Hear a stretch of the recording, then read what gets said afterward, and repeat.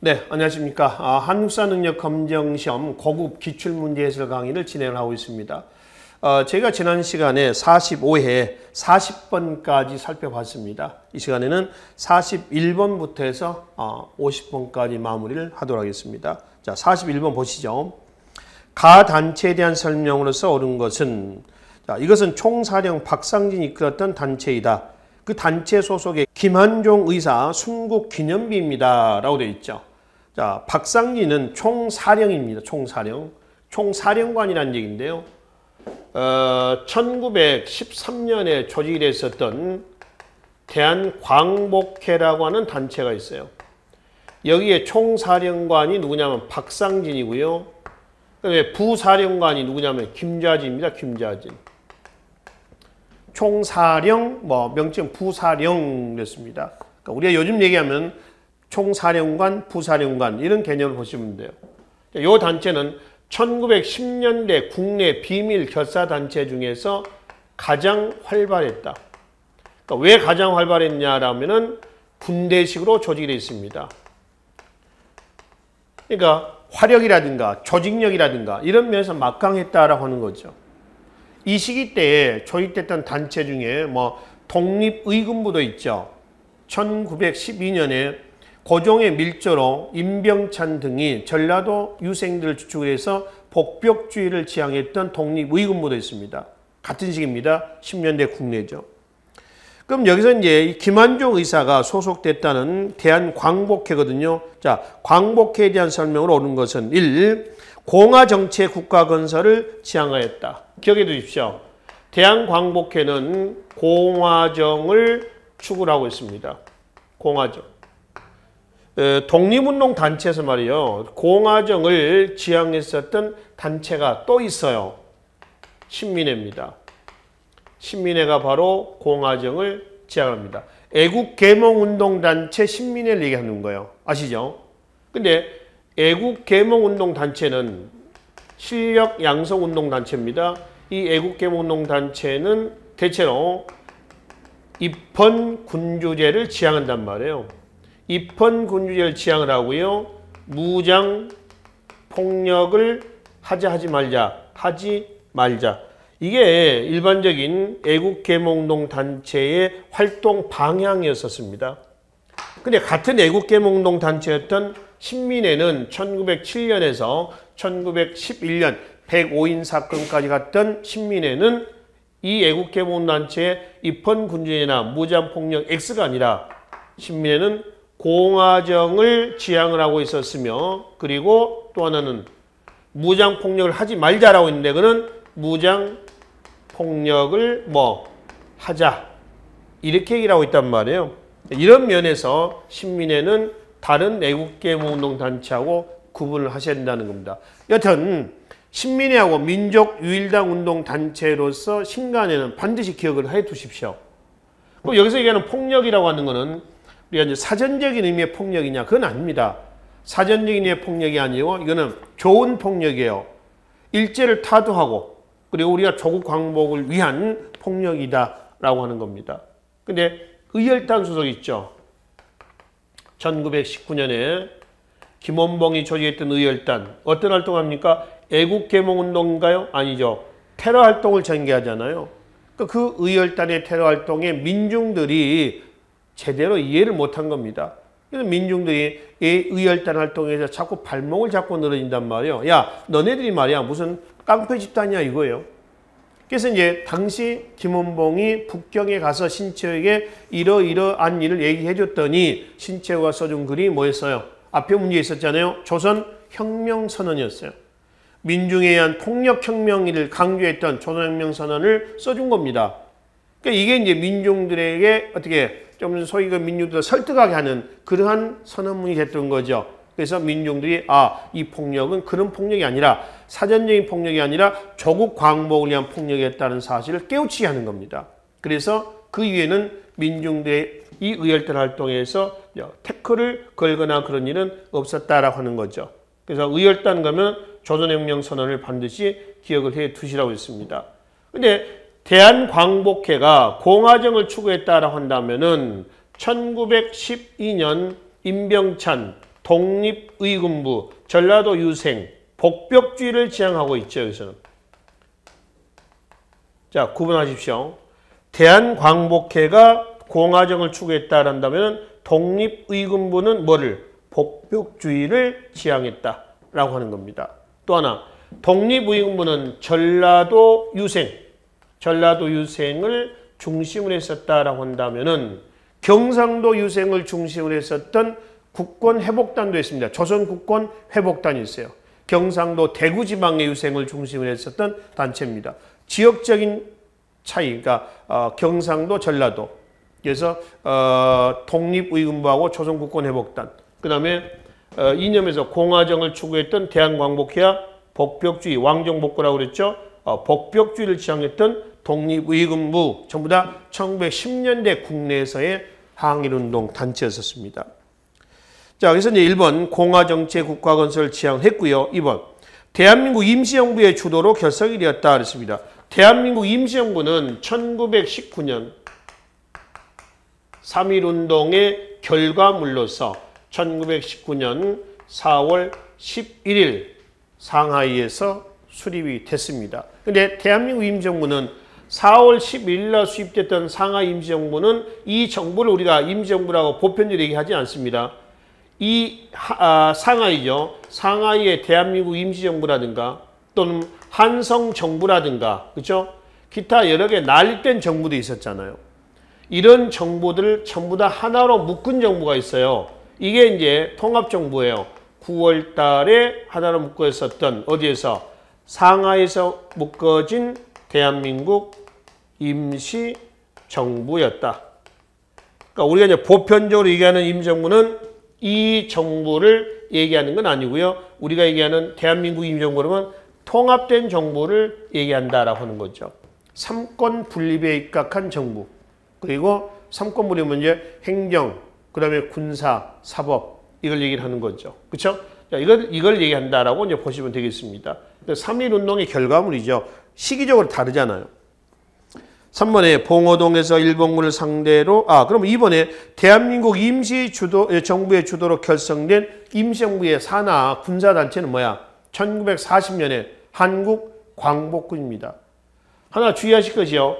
임시정부는 1919년이에요. 근데 임시정부의 정규부대는 임시정부가 수립된 직후에 한국광복군이 조직된 건 아니고요. 그로부터 한 20년 후입니다. 1940년 한국광복군이 중국 국민당의 후원을 받아서 중경입니다. 충칭에서 조직이 됐습니다. 이게 임시정부의 정규부대예요. 3번 봉오동, 3번은 뭐예요? 홍범도의 대한독립군입니다. 홍범도 대한독립군. 홍범도의 대한독립군하고요. 서일, 사회주의자 서일이 있어요. 서일의 대한독립군단이 있습니다. 대한독립군하고요. 그 다음에 서일의 대한독립군단이 있어요. 혼동하지 말자고요. 그래서 간도 참변 이후에 불법이 흩어졌던 부대를 서일이 다시 이제 재조직한 것이 대한독립군단이었습니다. 얘는 대한독립군이죠. 4번에 구미위원부, 이건 임시정부 활동이죠. 그죠? 5번에 중국군과 함께 영릉가 전투에서 큰 전과를 올렸다. 이거는 양세봉의 조선혁명군입니다. 사회주의 계열의. 1930년대 항일운동은 한중연합작전이라고 그랬죠. 그렇죠? 한중연합작전입니다. 그래서 이제 영릉가 전투할 때 영릉가는 위치상 보면은 여기에 해당이 되겠습니다. 압록강 건너편. 여기가 사회주의 계열의, 그러니까 중국 의용군이라든가 의용군, 한국의 조선의 이제 우리나라의 조선혁명군 양세봉을 중시했던 사회주의 계열이고, 민족주의 계열이 있잖아요. 민족주의 계열이라고 한다면은 그 지청천에 한국 독립군하고 중국 국민당의 중국 호로군이 있었어요. 걔네들이 싸웠던 곳은 이쪽이 되겠습니다. 그래서 한중 연합작전은 1931년 만주사변을 계기로 해가지고 전개가 됐었습니다. 그래서 이제 4번은 뭐 지금 대한광복회와는 관계가 없지요. 1번이 대한광복회에 해당이 되겠습니다. 42번 보겠습니다. 다음 선언서가 발표된 시기를 연표해서 옳게 고른 것은 자 국민대표회의라고 했습니다. 첫째 줄에 이 국민대표회의는 1923년입니다. 일단 대한민국 임시정부의 초대 대통령이었죠. 이승만 있습니다. 이승만이 1차 개헌 이후에 대통령 지도제 하에서 이승만의 독재, 군자금 유용, 그 다음에 국제연맹의 1919년인데요. 위임통치, 이임통치 청원서를 올렸어요. 특히 국제연맹 위임통치 청원서는 나중에 들통이 났거든요. 그래서 신채호가 신랄하게 비판합니다. 이완용이는 있는 나라라도 팔아먹었지만은 이승만이는 없는 나라를 팔아먹었다는 거예요. 왜요? 이완용이는 1905년 을사늑약대에 사인했던 을사 5적 중에 하나 아닙니까? 근데 이승만이 있었던 요 시기는 이미 1910년 8월 29일 한국 병합으로 인해서 이미 나라가 없어졌거든요. 없는 나라마다 팔아먹었다는 겁니다. 이쪽에 신탁 통치해달라는 거예요. 그러니까 이런 문제, 임시정부의 대통령제 하에서 이런 문제를 논의를 해야 되겠다. 그래서 1923년에 국민대표회의가 소집이 됐어요. 상하이에서. 임동삼을 의장으로 해가지고 전국 100여 개 단체가 모였습니다. 근데 여기에서 창조파, 개조파 대립을 해서 결국은 국민대표회의는 결렬이 했어요. 창조파는 뭐냐면 대한민국 임시정부를 부정합니다. 새로운 정부를 수립하자는 거고요. 그 다음에 개조파는 임시정부를 놔두고 임시정부의 독립운동의 방향을 바꿔보자는 거예요. 여러분들 대한민국 임시정부의 독립운동의 방향은 무장 독립투쟁론인가요? 아니면은 실력 양성론인가요? 외교 독립론인가요? 외교 독립론이란 말이에요. 무장 독립전쟁론이 아니에요. 그러니까 임시정부의 수도가 어디야? 상하이에 있었다는 것 자체가 그렇습니다. 상하이라고 하는 것은 당시 중국 땅이지만 프랑스 조차지였거든요. 그러면 이제 만주나 간도 쪽에서 이쪽에서 항일운동을 하고 있었던 사람들은 통합된 정부를, 이 통합된 정부를 간도나 이 만주 쪽에다가 수립하자고 그랬어. 근데 일부는 상하이에다가 하자라고 또 있단 말이에요. 여기다가 임시정부를 수립하자라고 한 사람들은 무장 독립 전쟁론을 지창했고요. 상하이에다가 임시정부를 수립하자라고 한 사람들은 외교 독립론을 제창했던 사람들이란 말이에요. 그래서 여기냐 하다가 결국 상하이로 채택이 됩니다. 그러니까 대한민국 임시정부의 독립운동의 방향은 뭐다? 외교 독립론이다라고 하는 겁니다. 그런 문제를 놓고 지금 국민대표회의에서 창조파, 개조파 했을 때 창조파는 새 판을 짜자. 개조파는 임시정부를 놔두고 외교 독립론이라든가 이런 것도 좀 바꿔보자. 독립운동의 방향을. 이런 주장을 했던 것이죠. 여기에 신채호라든가 여기에 누구? 안창호라든가. 근데 이제 결국 결렬이 됐단 말이에요. 여기에 결렬되고 나서 이제 신채호는 창조파, 개조파 다 어디로? 상하이를 떠나버렸습니다. 그 중에 신채호는 북경으로 가서 이때부터 아나키스트 활동을 전개하고 있었다는 것이죠. 한편 임정고수파 누구냐면은 김구 이 사람들 중심합니다. 임정고수파 또는 현상유지파라고 하는데요. 얘네들은 국민대표엔 참여하지는 않았습니다. 그래서 국민대표는 얘네들끼리 한 거죠. 그래서 얘네들끼리 했다가 결렬이 되자 상하이를 떠나버리자 얘네들이 이승만 때에 이걸 막기 위해서 헌법 개정을 합니다. 그것이 바로 뭐죠? 내각제 개헌이죠. 즉 과정은 이렇습니다. 이승만을 탄핵을 해요. 얘네들이. 임시정부 제2대 대통령 박은식을 앉혀놨습니다. 한국 통사와 한국 독립운동 지열사를 썼던 백암 박은식이에요. 그리고 박은식이 헌법 개헌에서 대통령께서 뭘로 내각제를 고치고 그리고 본인은 25년에 자진 사임을 합니다. 그런 이제 내각제 개헌의 결과 2차 개헌이죠. 1925년에 내각제로 성립이 됐죠. 근데 내각제에서 내각을 구성을 해야 되는데 사람이 없어. 인물난의 허덕입니다. 왜요? 얘네들이 전부 다 상하이를 떠나버렸거든. 그래서 1927년에 집단 지도 체제로 바꿨던 거예요. 지도 체제로 바꿨습니다. 어떤 특정 개인이 우두머리가 된 게 아니라 모두가 이 체제를 끌어나가는 집단 지도 체제로 바꿨어요. 이게 장기 존속 체제예요. 1940년 주석 지도 체제로 바뀔 때까지 가장 오래 갑니다. 임시정부는 총 몇 번에 걸친 헌법 개정이 있었어요? 5번입니다. 5차가 1944년 주석 밑에 부주석을 둬요. 그래서 지도 체제입니다. 강력한 김구를 중심으로 한 주석 지도 체제에서 김구 주석, 그 다음에 부주석 누구? 김규식. 그래서 총 1차, 2차, 3차, 4차, 5차 5번에 걸친 개헌 과정을 겪었던 거죠. 지금 문제는 뭐냐면은 문제는 이 국민대표에 있잖아요. 이 국민대표 몇 년이냐? 1923년이다. 1923년이라면은 어디예요? 가에 해당이 되겠네요. 그래요. 박은식 대통령 취임이 2대 대통령이라고 지금 말씀드렸죠. 그렇게 해가지고 내각제 개헌했던 그 부분이란 말이에요. 한인 애국단은 31년에 대한민국 임시정부 산하단체예요. 32년 1월 달에 이봉창 의거, 32년 4월 달에 윤봉길 상하이 홍코공원 폭탄 투척 의거가 있고요. 뒤에 보면은 한국국민당이 창당이 됐고요. 35년에 김구가 주석으로 취임한 것이 이거예요. 지금 40년 4차 주석 지도체제 때를 얘기를 하고 있습니다. 43번입니다. 다음 문서가 작성된 당시에 실시된 일제 정책으로 오른 것은 사이토 마코토 조선 통치에 대하여 그렇죠. 1대 총독이 테라우치 마사다케, 2대 총독이 하세가와, 3대 총독이 사이토 마코토.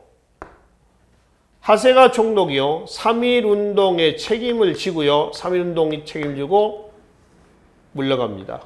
그리고 3.1운동 이후에 사이토 총독이 들어와가지고 소위 가장된 유화정책을 추진합니다. 그게 바로 문화통치. 예? 문화통치. 조선총독배 총독도 문관총독도 임명하겠다라고 하는 겁니다. 근데 실제 1대 테라우치 총독에서 마지막 10대 총독입니다. 아베 노부유키. 이 총독 10명의 총독 중에서 문관총독은 단 한 명도 없었다라고 하는 거죠. 이 아베 노부유키 누구냐면 지금 일본의 총리 아베 신조 있죠. 아베 신조의 할아버지예요. 그러니까 일본의 지금 아베 총리의 그 집안은 신라 골품제도에서 본다면 성골입니다. 골수 우익이죠. 극우, 구구 이런 세력들이 된다는 얘기예요.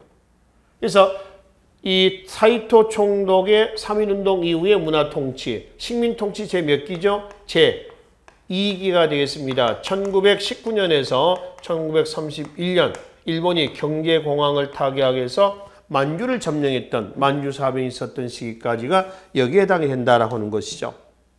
자, 그래서 2기 때의 일제 정책입니다. 1번 보겠습니다. 국민징용령 그랬습니다. 이 국민징용령은 1939년입니다. 1937년에 본격적인 대륙 침략이 단행이 되죠. 중일전쟁입니다. 1938년에 국가 총동원령이 발표가 됩니다. 그리고 1939년에 국민징용령, 노동력이죠. 이 발표가 돼요. 여러분 제3기 때입니다. 3기 때. 그러니까 대륙 침략을 위한 종합공업정책, 민족말살정책, 황국신민화정책, 중공업정책 이런 것들이 실시가 됐던 시기예요. 2번 조선태영령 제법 나오죠. 1912년입니다. 1기 무단 통치대입니다. 헌병경찰 통치대이란 말이에요. 3번 삼미정식회 1920년에서 34년까지입니다. 제1기 때의 식민지 경제정책은 토지조사사업이에요. 1910년에서 1918년이죠. 4번에 조선 사상범 보호관찰령 1936년입니다. 조선 사상범 보호관찰령이에요. 이것과 함께 같이 묶어서 봐야 할 것이 41년 조선 사상범 예방 구급령이 있습니다. 예방 구급령. 이게 전부 다 사상범들을 미연에 통제하자는 거죠. 미연에. 요즘에 보호관찰 하듯이. 그치? 그런 것들. 5번. 회사 설립 시 총독의 허가를 받도록 하는 회사령을 제정하였다. 1910년의 회사령입니다. 총독의 허가를 받는다고 그랬잖아요. 허가제 회사령이고요. 1920년에 가잖아요. 회사령이 폐지가 됩니다. 폐지했다는 얘기는 허가제가 뭘로 됐다? 신고제로 됐다. 바뀌었다. 이런 얘기예요. 아시겠죠? 요즘은 10년입니다. 허가제니까. 그치? 그래서 이거는 3번이 문화통치 제2기 때에 있었던 사실이 되겠습니다. 44번 보겠습니다. 가단체에 대한 설명을 오는 것은 신간회죠. 신간의 3대 강령이 나와 있습니다. 정치, 경제적 각성 촉구, 민족의 대동단결, 그리고 기회주의자 배경. 1927년에서 31년까지 민족 유일당 운동 단체입니다. 민족주의 좌파와 사회주의가 연합합니다. 그 기회주의는 누구냐면 기회주의는 민족주의 우파예요. 선실력 양성 후 독립론자를 지칭한다는 것이죠. 자, 그러면 신간에 대한 설명을 오는 것은 1. 민족유일당 운동의 일환으로 결성이 되었다. 맞습니다. 여러 개 흩어진 단체를 전부 다 해체시킨 다음에 다시 하나로 모았다라고 하는 겁니다. 이게 민족유일당 내지 민족단일당 운동이었던 거죠. 참여단체 근회도 있었고요. 2번. 이상설, 이동일을 총통령, 부통령에 선임하였다. 이거 1914년 연해주의 대한광복군 정부예요. 연해주에서 소유했던 대한광복군 정부다. 자, 3번. 일제가 조작한 105인 사건으로 조직이 해체가 되었다. 5번.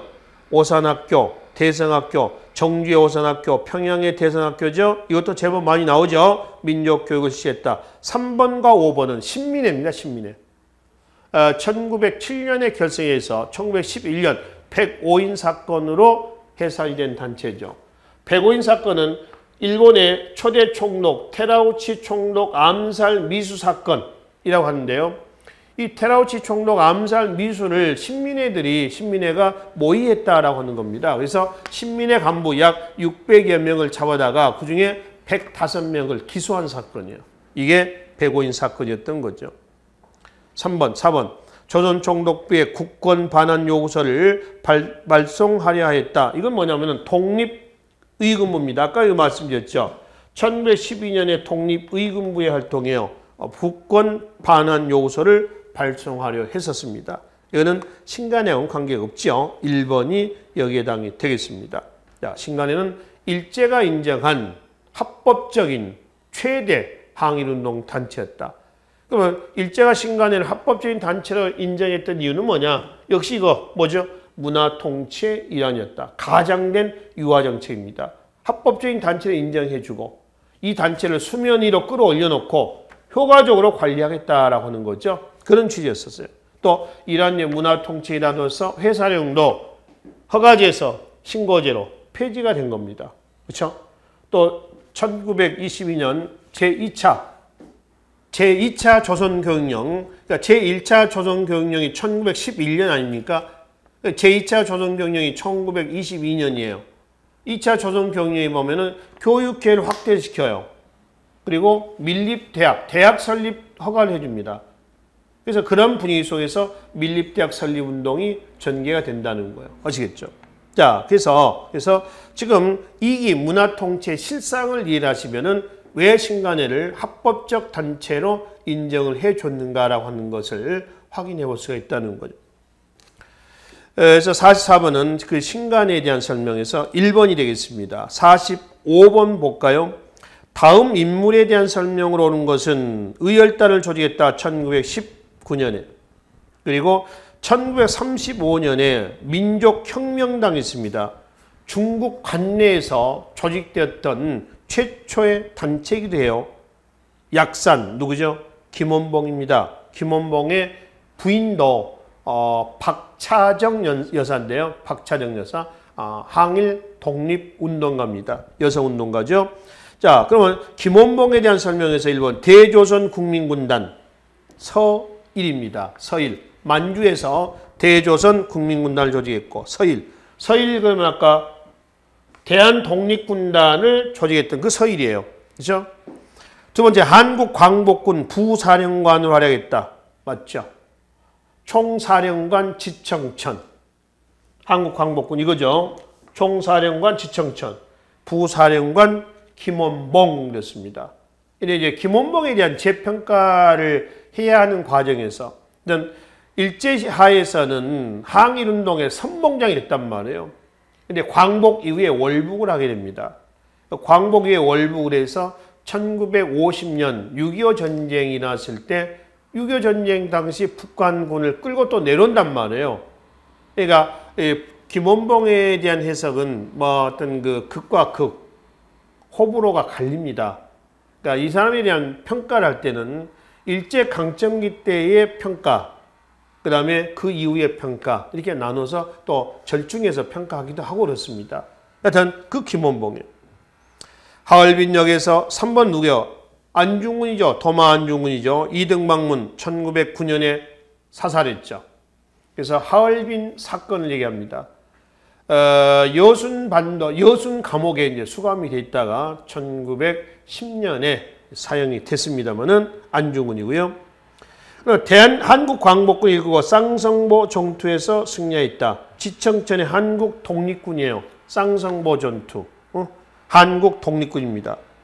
이것도 이제 한중연합작전에서 많이 나왔었습니다만은 지청천의 한국 광복군 더하기 중국의 호로군 있죠. 호로군. 중국 국민당의 군사적 기반입니다. 사회주의 계열에서 보면 양세봉의 조선혁명당의 군사적 기반, 조선혁명군이 있잖아요. 그다음에 중국 공산당의 중국의용군 이렇습니다. 그래서 한중연합작전, 민족주의는 민족주의, 사회주의는 사회주의 이렇게 전개가 된다라고 하는 거죠. 그 다음에 5번 일제폐만과 광복에 대비해서 조선건국동맹 1945년, 44년이죠. 누구죠? 여운형입니다. 여운형의 조선건국동맹이에요. 그래서 여기서 김원봉에 대한 얘기니까 2번이 여기에 해당이 되겠습니다. 자, 46번으로 하겠습니다. 밑줄근 개헌안의 시행 결과로 옳은 것은 자, 정부 개헌안 통과로 이정 28일 국무회의 후 처참 발표 이렇게 되어 있습니다. 이건 뭐냐면은 지금 내용을 읽어보면은 이 개헌안은 1954년에 4.4.5입 개헌입니다. 4.4.5입 개헌. 이 2차 개헌이죠. 1차 개헌이 52년에 발췌 개헌입니다. 이건 원래 부결된 거 아닙니까? 내용을 읽어보면 부결된 건데 다시 반올림해가지고 가결시킨 거예요. 이승만 정부 때가 되겠죠. 1번 보겠습니다. 대통령 중심제가 의원 내각제로 바뀌었다. 이거는 4.19 혁명 이후에 3차 개헌입니다. 3차 1960년 4.19 혁명 이후에 3차 개헌이고요. 의원 내각제. 그래서 이 공화국 때 보면은 처음으로 의원 내각제, 양원제 이게 성립이 되지 않습니까? 2번 통일주체 국민회의에서 대통령이 선출되었다. 72년 유신체제 때 얘기하는 거죠. 3번 개헌 당시에 대통령에 한해서 중임 제한이 철폐되었다. 이게 4.4.5 개헌 내용이에요. 그러니까 계속 대통령 연임해 먹겠다라고 하는 거죠. 우리 이제 대한민국 정부 수립 이후에 헌법이 몇 번 고쳐있냐면은 9번 고쳐졌습니다. 9차. 그 중에 1차, 2차, 6차, 7차. 1차 1952년 발췌 개헌, 1954년 4.4.5 개헌, 6차 1969년 삼선 개헌 3번까지 해먹는다는 거예요. 7차 1972년 유신헌법이에요. 이거 이승만, 박정희 때입니다. 그러니까 정부가 수립된 지가 지금 100년이 안 됐어요. 1948년에 대한민국 정부가 수립됐으니까 아직은 100년 안 됐죠. 근데 헌법은 몇 번 고쳐졌다고요? 9번 고쳐졌습니다. 이 구차가 1987년 6월 항쟁의 결과 나타난 대통령 5년 단임제 직선제 개헌이에요. 그럼 100년도 안 됐는데 지금 9번씩 고쳤다는 얘기는 빈번한 거예요. 헌법이 가지고 있는 구조적 모순 때문이 아니라 특정 개인의 정권 연장 욕구, 정권 장악 욕구, 이 정권 이것 때문에 계속 헌법이 바뀌고 있다라고 하는 겁니다. 그래서 개헌 당시 대통령한테 이승만에 한해서 그러니까 중임제한이십니다. 내내 해먹겠다는 거예요. 이거는 7차 유신헌법하고 비슷한 거죠. 그죠? 같은 겁니다. 네 번째는 이게 선거인단이 선출한 7년 단임의 대통령제가 시했다. 이게 8차입니다. 8차. 1980년. 대통령 선거인단에 의한 7년 단임제. 그러니까 선거인단에 의한 거니까 간선제가 되는 거죠. 이게 이제 9차 때 가면은 5년 단임제, 그리고 뭐 직선제. 이게 되는 겁니다. 우리나라 최초의 보통선거인 5월 10일 총선거가 시다. 48년 5월 10일. 이거의 결과 재헌국회가 구성이 되고 재헌헌법이 만들어지고 이제 그거에 의해서 1948년 8월 15일 대한민국 정부가 수립이 됐던 거죠. 이거는 4.4 5.2 개헌 2차 개헌에 대한 얘기니까요. 바로 3번이 여기에 해당이 되겠습니다. 그래서 이 2차 개헌 이거는 박정희의 7차 유신헌법 종신 대통령 체제 이것과 같이 묶어서 기억을 하시면 편하실 겁니다. 47번입니다. 가나 문서가 작성된 사이의 시기에 있었던 사실. 자, 가는 지금 1962년 김종필 오히라 메모입니다. 일본의 외무부 장관, 이건 이제 한일 기본조약을 체결하기 위한 전초전입니다. 그리고 1965년 한일 기본조약, 다시 이제 국교 재개가 된 거죠. 이게 나번 자료예요. 그러니까 62년, 65년 요 사이에 있었던 사실로서 옳은 것은 1. 한미상호 방위조약 1953년 10월 1일이에요. 소파 협정의 그 원안이 됐던 토대가 됐던 겁니다. 휴전이 언제 된 줄 아시나요? 1953년 7월에 휴전협정이 체결됩니다. 그러니까 지금 우리 남북관계는요. 정전이 아니에요. 끝난 게 아닙니다. 휴전 상태입니다. 잠시 쉬고 있는 거예요. 두 번째, 6.3 시위가 전개되고 비상계엄령이 선포했다. 이건 뭐냐면 1964년 6.3 시위입니다. 65년 체결될 한일 기본조약 있죠. 그러니까 한일 국교 정상화 반대 시위예요. 반대 시위. 이게 너무 굴욕적이다. 일제 35년간에 대한 사죄도 못 받았고, 또 보상도 못 받았고, 그렇다고 해서 문화재가 또 건너갔다 그러잖아요. 회수도 안 됐고, 여러 가지 문제가 난제가 돼 있는데, 결국 경제개발한다고 해서 돈이 필요해서 돈 몇 푼 받아먹고 도장 찍어준 건 안 된다라고 하는 거죠. 계엄령을 선포합니다. 진압하고 65년에 한일 국교 정상화가 이루어졌죠. 자, 3번은 1948년입니다. 반민족행위 특별조사위원회 활동은 친일파를 색출해서 처벌하자. 그대들의 공민권을 제한해서 민족 정기를 바로 세우겠다라고 하는 그런 취지였죠. 잘 되진 않았습니다. 4번은 진보당 사건이라고 그러죠. 이승만이 조봉암이가 당시 북한의 통일 방안과 같다 해서 조봉암을 바로 사형에 처했던 진보당 사건이에요. 58년입니다. 5번 유상매수 유상분배 원칙의 농지개혁법이 제정되었다 했습니다. 남한의 농지개혁은 북한의 토지개혁은 좀 다르죠. 이거는 1949년입니다. 그리고 공표는 50년 3월에 공표가 돼요. 3정보 유상매수 유상분배고요. 북한은 토지개혁이라고 그래요. 5정보를 상한선에서 무상몰수 무상분배입니다. 다르죠. 모든 토지가 해당되고요. 남한은 농지만 해당돼요. 그러니까 임야나 산림은 제외가 된다라고 하는 한계가 있단 말이에요. 이건 49년입니다. 제정 공표는 50년이다. 그러면은 가와 나 사이에 들어갈 수 있는 62년에서 65년, 62년에서 65년 요 사이에 들어갈 수 있는 것은 6.3 시위가 여기에 들어간다라고 하는 것이죠. 자, 48번 하겠습니다. 다음 기사 내용이 보도된 정부 시기에 볼 수 있는 모습을 오른 것은 자, 국내 대중가요 200여 곡 금지곡으로 선정. 이것 가지고는 확인해 볼 수가 없죠. 긴급조치 기획 9호의 제9의 후속 조치로 수립된 였죠. 긴급조치. 유신헌법 위의 헌법이라고 보시면 됩니다. 사람들의 눈과 코와 귀와 입을 다 틀어막는 거예요. 유신체제 때입니다. 박정희 정부 때죠. 자, 박정희 정부 시기에 볼 수 있는 모습 1. 프로축구, 프로야구 다 550화국 때입니다. 프로축구는 1980년이고요. 프로야구는 82년이에요. 이거 한번 나왔었죠, 앞에서. 이건 이제 전두환 정부의 전두환 때의 회유책의 일종의 회유책. 두 번째, 개성공단이었습니다. 2000년 노무현 정부 때 개성공단이 오픈이 되죠. 2000년 노무현 정부.